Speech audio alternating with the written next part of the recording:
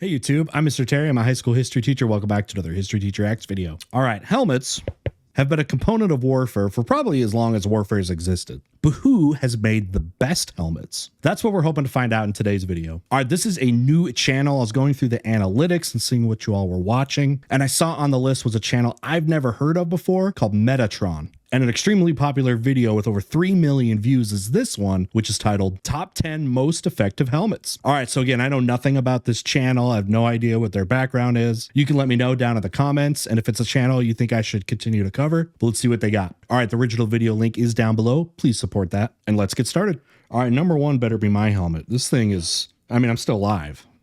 Hello number ones, welcome back to my channel. This is the Metatron speaking. Thank you so much for stopping by. Today we are talking about the top 10, actually no, the top 11. Sorry, I just couldn't 11? read my mind. The top 11 most effective and better designed. You can't have an 11 list. Mobility, ability to breathe.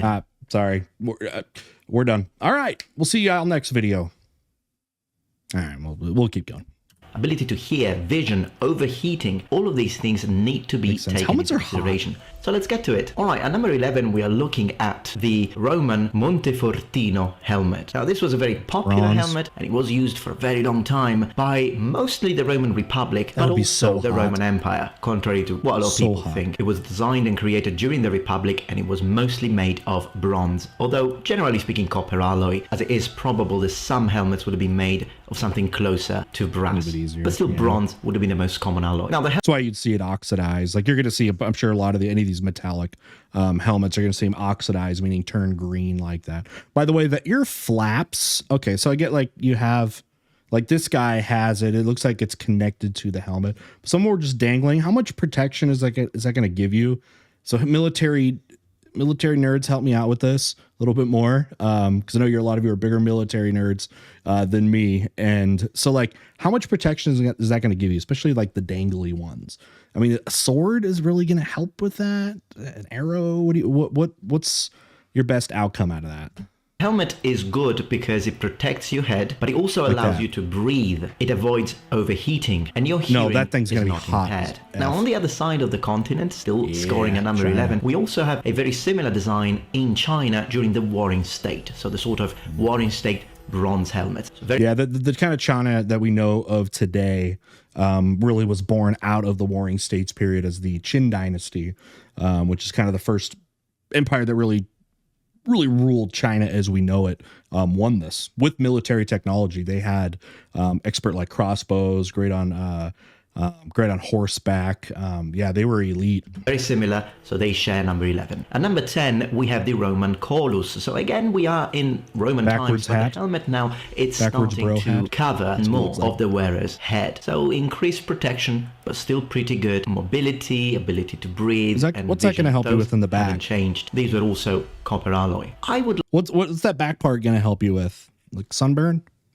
Like to put as well the Illyrian type helmet, which is a Greek kind of helmet, that together with the Roman Corus, so still at number 10. You saw that a lot with it comes really far down. Some of the archaeology they've done at places like Thermopylae, this is where you get some of those weapons like what Spartans wore. This one's a little bit different though than what we saw from Thermopylae though. They had a couple other things to it. The two ridges, I don't know if those were just stylistic. If you know about that, let me know.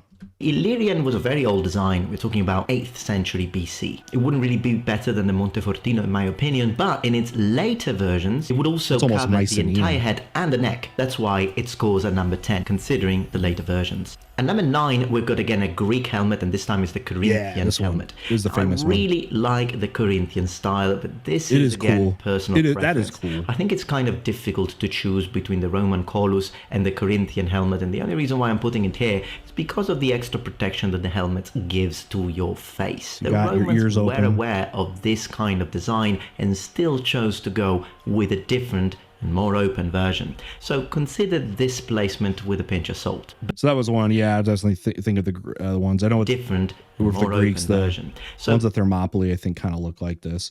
So some things of this, obviously, if it gives you great protection. Vision, I wonder how good vision is. I wonder how flush. I mean, these things got to be custom made to you. Okay, they have to be custom made to you because you need them flush, because if the eye sockets are really far out, you're going to lose a lot of vision with a helmet like this. But it does have a ton of protection. You got your whole kind of nose covered, your ears Well, this one has, yeah, it doesn't, looks like I have the ear holes, but stylistically, I agree with him. I think that's maybe the coolest ancient helmet. We'll see what else is on this list. Let me know what you think is the coolest looking ones too. Consider this placement with a pinch of salt. But at number 8, we go again back to the Romans, and this time it's the Imperial Gallic, specifically type H. With number 11, 10, and 9, these are very, very close calls. Romans but are number OP. 8, I believe we have a real improvement. By this time, the Romans had mastered what's the back gonna help with? So these helmets were mostly made of iron. First and foremost, that'd be the so helmet heavy. is better shaped. It protects even more as it extends behind the neck, which the Romans understood was an area that in a very close quarter combat situation with big shields would be targeted a lot. Also, but it's not going to cut. I mean, it's exposing your neck though. It's not covering it. It's like shading your neck. So again, help me out with this, guys. Variations of the Imperial Gallic have reinforcements both in the brow and the front, this thing would be so namely heavy the if it's brim, iron. but also on the top sometimes with cross sections. At number 7, we are already entering the Middle Ages. Now we've got the conical knights, helmet, crusaders. or nasal helm with mail coif. These two should be joined. Already we are in the 11th century, for example, the Normans, Battle of Hastings, 1066. We see a lot of these helmets, and they continue to be used for quite a bit of time before they start to become old-fashioned and they are substituted by better helmets, which we will see on this list. Helmet. Oh, 10, the 1000 AD, you think about how violent that was for Europe, because you had the Crusades at the end of the century. You got Battle of Hastings. You got the Normans basically taking over. You get England with William the Conqueror. What a brutal time period. Is good because it has a conical shape which helps deflecting blows. It protects the center of your face, and paired together with a mail coif, it provides very good protection. Now, if this was without the mail coif, wear that, then the helmet on top. Situation, but considering them conjuncted as we normally see them used anyways, then this is a excellent and multi-layered defense system. How heavy would chainmail be? Let's say you had, I mean, that was just your neck. So like, if you have that, again, military folks, help me out. I mean, it's got movability, but like how heavy would it be? Especially if you have like an iron helmet. Like, what are we talking here? I mean, swords already were crazy heavy. And it's about finding that balance between strength and durability, but then also mobility. Look how strong these people would be. It definitely earns number 7. Now, at number 6, we are still in the Middle Ages, and we are looking at the kettle hat, of which I have a very nice replica here that I'd like to show you. Kettle hats, more like quite a lot of versions. Some have longer conquistador vibes brims, and some have got smaller profiles, like for example the one that I own. But the kettle hat is a good helmet for quite a lot of reasons. Reason number 1, it protects the upper part of the head, which is where most attacks will come naturally, and the brim allows to cover part of the face without having to actually cover it, like 1400s vibes. The extending brim would block attacks that could otherwise reach the face. Now, these helmets of course allow you to breathe, they still give you excellent visibility, and in the same point I was gonna say they also just look cute. Those are the cutest ones. Of this list, so still number 6, we've got the sort of helmets used by the Song and Yuan dynasties in China, which really looked like Song and Yuan. Anyway, so this is not peculiar or specific. Mongols used it too. So the Yuan, you said the Song and the Yuan dynasty. The Song was the Chinese dynasty that the Mongols destroyed, and then the Yuan dynasty is the Mongol dynasty. So they used the same ones. I thought with Mongols they had a little bit different stylings when it comes to China. That looked very Chinese to me. So if you guys know some of the armor with the Mongolians, was that really shared by both of them, Chinese and the Mongols? Number 5, we're still in Asia, in the Far East, and we're looking at the samurai helmet, or the kabuto. Now, there are a lot of versions of kabuto. Now, personally, my favorite, and I've tried and owned quite a few, protects you, and it's very mobile because of the fact that it has lots of different layers, as you can see, particularly on the back. This guy's not giving me samurai vibes. We got white dude cosplaying here.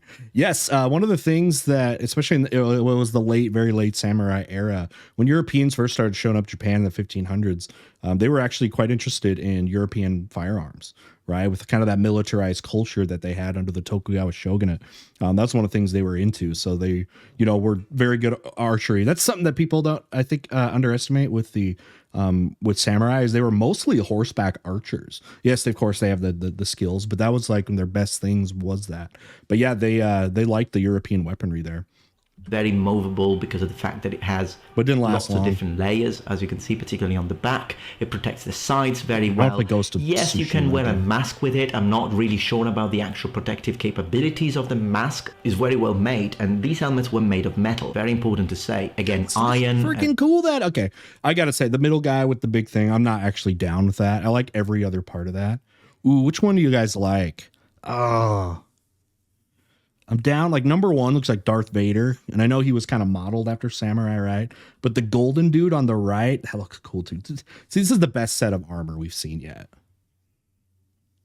For the high end, we have steel. I think I gotta China go for the Jin dynasty. Cool. We also have a very similar helmet, similar to the samurai style, so I'd like to mention that one too, since normally Chinese helmets are not as famous, but there are a lot. At number 4, we have the Great Helm. Now, I'd like to underline one thing, though. There isn't one specific and single kind of Great Helm. This is typical for the knights, of course, or looks like a gladiator. But there are a lot. In fact, the sort of Great Helm that I'm really meaning when I talk about this is the later version, the one that has a sugar loaf shape on the top, which again helps encouraging blows to basically go away and disperse the energy of the impact. The flat top helm... that looks so bad, though, like as far as usefulness.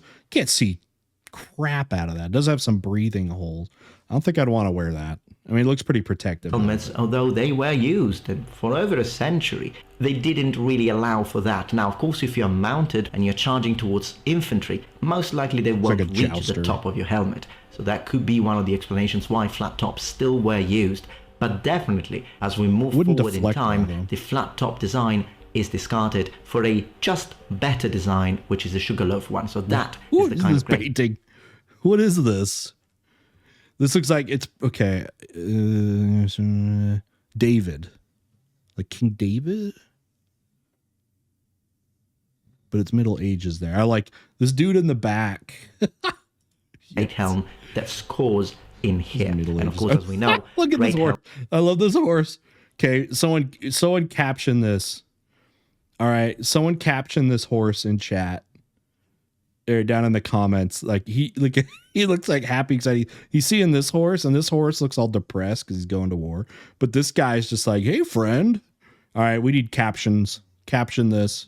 Helms become bigger and bigger as they start being used in conjunction with iron caps or secret helms, double layered protection again, and it would allow you to remove the Great Helm if you needed to breathe a bit more. Now, of course, the Great Helm increases protection but decreases the ability to see to a certain level and the ability to breathe. It is a factor that needs to be played in, and Great Helms usually were used during charge. So you charge, you use it because you want to maximize your protection, but on the other hand, possibly if you started fighting, eventually you would take it off. And that makes sense. Like, yeah, it's just maximum protection. So what do you do in a war or battle that's going to require maximum protection?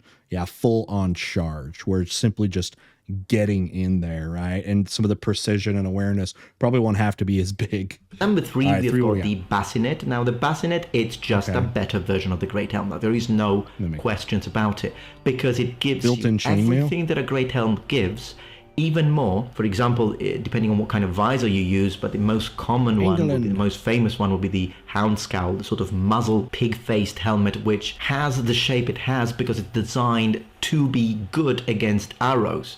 Because if an arrow hits a flat surface, it will hit it very powerfully. But if it's hitting pointy surface, then it's a lot easier that the arrow will be deflected. Looks stupid too. So it is a better helmet. It still gives the same sort of visibility than a Great. It can also, it's like a keychain helmet. You can see the back there. Great Helm, and it also allows you, when needed, to lift or hinge up the visor. So you don't actually have to remove the entire helmet like you had to with a Great Helm. This time, you just lift up the visor, and that is a great technological development from a Great Helm. So, and of course, by this time, although some iron helmets were still used, for example, up to the times of the Battle of Agincourt, still high-end armor would have been good quality steel. Now, as we move to number 2, we've got the Salet, or Saleh, however you want to pronounce it. Now, this is that's cool. Absolutely gorgeous, badass looking, but these are not the reasons reasons why it's here. It's because it was a ubiquitous helmet. This helmet, particularly in Germany. In fact, most people associate this kind of helmet with the... Yeah, okay, we can't forget horse armor. Dude, some of the horse armor looks awesome. Or we've seen like Mughal Empire out of India, like their elephant armor.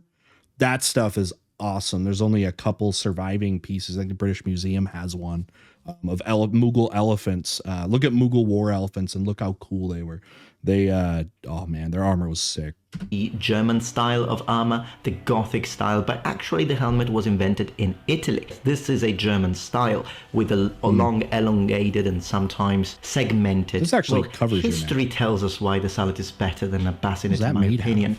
The elongated tail is a better protection for the base of your neck than mail, which was usually what was used together with at least the sort of bassinets that I was mentioning today. Now, of course, you also have the great bassinet, which has plate protection for the throat, but it's not as mobile and as comfortable as a sallet. A sallet provides with plate defense for the base of the neck, and it also allows you to personalize and customize the experience depending on your needs. You can wear it on its own, leaving the lower part of the face exposed. For example, if you're doing some sort of patrol or you're in a situation at camp that you still want to have your helmet on, but you don't think you are at risk. But when you want full protection, then you wear it together with a bever. The bever protects you with plate very well. It protects the lower part of the face, it protects the throat, and so it gives a more complete protection. Now, before talking about number one, I have an honorable mention, and that is the Frogmouth. Now, the reason why the Frogmouth is not on this list is because it's too much of a specialized helmet. No, it looks like a frog. You can barely see out of that thing or breathe. That thing's ridiculous. So it's a helmet that was used for jousting, but it's my freaking pure functionality favorite. So I wanted to mention it. So it's great because it's probably the most protective helmet ever. And it's also like doesn't it look like futuristic looking too? Something you'd see someone wearing like Destiny or something like that. Some of its forms is like ridiculous, like the sort of frog mouths that were made for kings, for example, was so thick that nothing would go through those. But of course, you lose mobility, you don't breathe well. It's not a helmet that you would wear on the battlefield. It's not a helmet that you're supposed to wear for very long. It's a helmet that you wear when you want maximum protection. You don't even need to move your head because you're going straight, because that's the joust anyways. It's an awesome helmet, so big thumbs up for the Frogmouth. And let's go to number one. And at number one, we've got the Armet. Now, this for me is the best design ever. It is just amazing. The Armet has all the advantages of the sallet, but it also allows you to have even more protection, particularly if you use the wrapper, which is an Italian invention that allows you to choose if you want even more protection, which gets it rather close to what you get with a Frogmouth, and it's still something that you can remove. It looks it's like very modular. Like you could strip this thing down to just the top part. It looks like kind of like what I would be wearing, but then also this, but then also neck. Actually, two parts. You just keep adding. It looks like functionality. This would be pretty cool. I like this one. I like this one. If you need to. It has a lot of different mechanisms. Overall, to open it up. You can open it completely, or you can just lift up the visor. By this time, it would be definitely high quality steel. So this is the best helmet. It just has the best of all worlds, in my opinion. And it was, as we know, the favorite of many professional knights. And this concludes this list. But of course, let me know what your opinions is in the comment below. I really enjoy reading your comments, and sometimes when I read your lists, they even make more sense than what I make. So I learn from you, and I appreciate that. But this is what I think. This is my top 11 list. Let me know if you agree, and I hope, most importantly of all, that you enjoyed yourself watching this video. Is that him? Thank you so much for watching, and remember, the Metatron spread his wings. All right, final thoughts. All right, that was a lot of fun. I haven't really done something like that, like armor lists. I don't think I don't think I've ever covered a video on that. So that was kind of cool to see the different styles there, and see where he's coming from. So again, I don't know anything about this guy. Is this pretty common? Looks like this is a video of his, or there was a video here that just popped up. It was, were the ancient Romans Nordic? The truth. Okay. Oh, and he has most effective shields. Okay, cool. So anyway, Yeah, that was a lot of fun. I love lists, and you get to debate with them too. So I'll be interested to think to know what you all thought about this. If you're hanging with me here, I appreciate you staying that long. So a lot of you that are really into this type of history, I always learn more from you guys on this than you're going to probably learn from me. But that's cool. I love to hear from you guys about it. So what do you think are the best, forms of helmets and I guess armor? But yeah, specifically helmets. What do you think they are? What are some other ones that maybe that he didn't talk about that you should be on there? I gave you my take, so it'll be fun to check out some more. All right. If you guys like to see me cover more Metatron, let me know. You can recommend some videos. Recommend especially over on Discord and the video suggestions channel. Also hang out, and you can or hang out there too. A lot of people to have fun conversations with history and other stuff. So link to that. The Discord server is down below. But that is the best place to also drop recommendations. Best place for me to see them. All right. With that, y'all, thanks for hanging out with me. We'll see you next time. Bye.